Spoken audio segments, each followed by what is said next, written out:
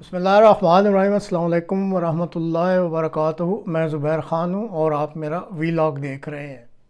امریکہ ایران قضیہ کے حل کی چابی کس کے پاس؟ یہ آج کے پروگرام کا موضوع ہے۔ خواتین و حضرات، ذرا تصور کریں ایک ایسا ملک جہاں سب سے طاقتور شخصیت کو اچانک شہید کر دیا جائے، جہاں فیصلے کرنے والا خود منظر سے اچانک غائب ہو جائے، اور جہاں ہر طاقتور دھڑا دوسرے کو دیکھ رہا ہو۔ دنیا کی سب سے بڑی طاقت امریکہ اس ملک کو جھکانے کے لیے پوری قوت لگا رہی ہو، لیکن پھر بھی ایران جھک نہ رہا ہو، تو سب سے بڑا سوال کہیں یہ تو نہیں کہ کیا اصل جنگ اب شروع ہو رہی ہے؟ ناظرین، کئی دہائیوں تک ایران کا نظام آیت اللہ علی خامنائی شہید کی شخصیت کے گرد گھومتا رہا۔ وہ صرف ایک لیڈر نہیں بلکہ ایک کنٹرول ٹاور تھے۔ فوج، IRGC، سیاستدان، مذہبی قیادت، سب ان کے اشارے پر چلتے تھے۔ اختلاف ہوتا تھا مگر آخری فیصلہ انہی کا ہوتا تھا۔ پھر ایک دن ایک حملہ ہوا اور سب کچھ ختم ہو گیا۔ اقتدار ان کے بیٹے کے پاس آ گیا، لیکن وہ زخمی ہیں، حفاظتی اہمیت کے پیش نظر روپوش ہیں، اور پھر بہرحال ان کے پاس وہ وزن بھی نہیں ہے جو ان کے والد کے پاس تھا۔ آج کل ایران کے معاملات کو ایک طاقتور حلقہ جسے سپریم نیشنل سیکیورٹی کونسل کہتے ہیں وہ چلا رہی ہے۔ اس کا سامنے آنے والا اہم ترین چہرہ ایران کی قومی اسمبلی کا اسپیکر محمد باقر کالیباف ہے۔ یہ شخص IRGC کا سابق جنرل ہے، ایران کا سابق پولیس چیف ہے، اور تہران کا انتہائی ہر دل عزیز میئر بھی رہا ہے، اور اب امریکہ کے ساتھ مذاکرات میں مرکزی کردار بھی یہی شخص ادا کر رہا ہے۔ ایک ایسا آدمی ہے جو فوج اور سیاست دونوں کی زبانیں سمجھتا ہے۔ ناظرین، امریکہ اور اسرائیل نے سوچا تھا کہ ایران کا سپریم لیڈر ختم ہوا تو سب کچھ ختم ہو جائے گا، لیکن آپ کے سامنے ہے کہ ایران کو تو کچھ بھی نہ ہوا، کیونکہ وہاں طاقت ایک جگہ نہیں تھی۔ ایران میں طاقت کے کئی مراکز ہیں، اور یہی چیز ایران کو ابھی تک بچا رہی ہے، تو اس ملک کو اب خطرے میں بھی ڈال رہی ہے۔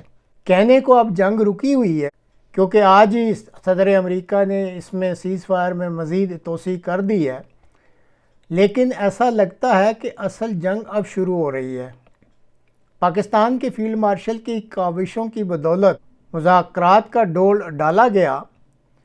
امریکہ کا مطالبہ ہے کہ ایران اپنا نیوکلیئر پروگرام ختم کرے اور ایٹم بم نہ بنائے۔ ایران نہیں مانتا، کہتا ہے کہ یہ ایران کا حق ہے، اور یہی وہ مقام ہے جہاں فیصلے بن بھی رہے ہیں اور ٹوٹ بھی رہے ہیں۔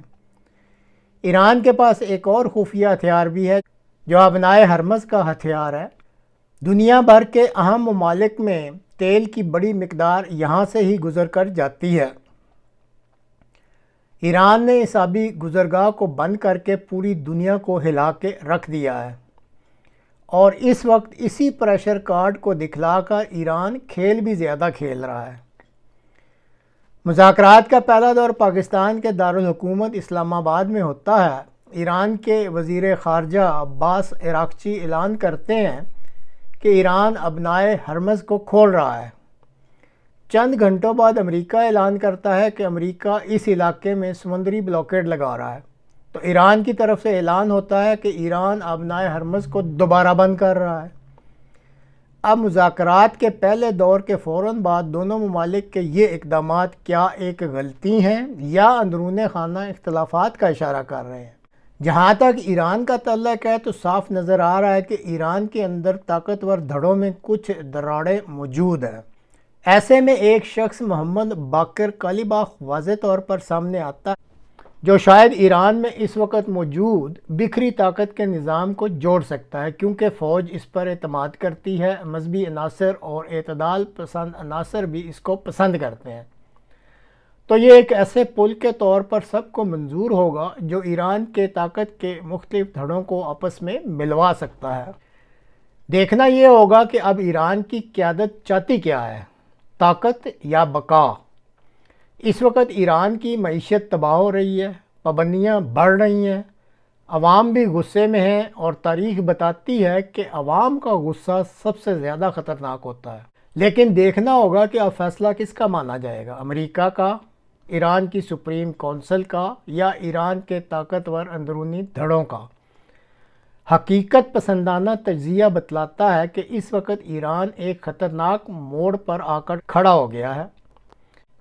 ایک طرف نظریہ، طاقت اور ضد ہے، دوسری طرف معیشت، عوام اور بقا ہے۔ معتدلانہ راستہ تو یہی لگتا ہے کہ ایران کے لیے فیصلہ کرنے والے اپنے عوام کے ساتھ ساتھ امریکہ کو بھی رعایت دے دیں، کیونکہ حکومتیں نظریات سے نہیں بقا سے چلتی ہیں، اور امریکہ کو بھی دنیا کے اس اہم ملک یعنی ایران کے ساتھ بہت ہی زیادہ احتیاط کے ساتھ برتاؤ کرنا چاہیے۔ پاکستان کے فیلڈ مارشل خطے اور خطے میں آباد قومیتوں کی نفسیات اور روایات کو بھی اچھی طرح جانتے ہیں۔ وہ تو پوری کوشش کر رہے ہیں کہ یہ علاقہ مزید تباہی سے بچا رہے، لیکن ساتھ ہی انہیں بھی اپنے دوست ٹرمپ، کیونکہ ٹرمپ ان کی بہت تعریف کرتے ہیں، ان کو بھی حکمت سے سمجھانا ہوگا، یعنی فیلڈ مارشل کو ٹرمپ صاحب کو حکمت سے سمجھانا ہوگا کہ صدر امریکہ صاحب ہر وقت نیتن یاہو کے دباؤ میں ہی آ کر فیصلے نہ لیا کریں، کسی وقت ٹھنڈے دماغ سے عادلانہ اور منصفانہ رویہ اختیار کرتے ہوئے دنیا میں بسنے والے انسانوں کی بہتری کو سامنے رکھ کر بھی فیصلے کر لیا کریں۔ تو ناظرین، آپ بھی اس بارے میں اپنی رائے دے سکتے ہیں کہ آپ کیا سمجھتے ہیں کہ اس وقت جو ہے وہ اونٹ کس کڑوٹ بیٹھتا لگتا ہے۔ کمنٹس باکس میں اپنی رائے ضرور دیجیے گا۔ چینل کو سبسکرائب کرنے کی بھی پھر درخواست ہے۔ اللہ حافظ۔